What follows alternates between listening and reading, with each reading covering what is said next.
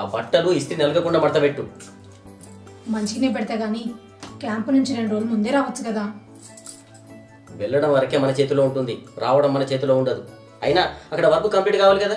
ఈ సంవత్సరం కూడా మన మ్యారేజ్ డేకి దూరంగా ఉండడమేనా? మనకి ఏమన్నా కొత్తగా పెళ్ళయిందా అని? పెళ్ళై 10 సంవత్సరాలు అవుతుంది.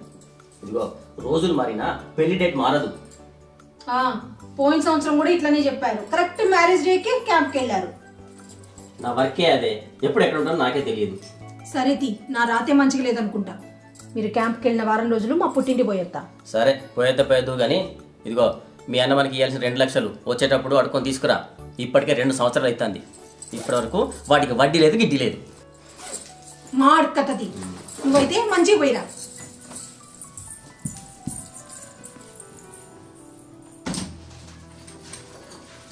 పుట్టింటి నుంచి నేను ఇచ్చిన ప్లస్ అడుగురమ్మంటే కూడా దానికి కోపం వస్తుంది. వెళ్ళొస్తా. సరే.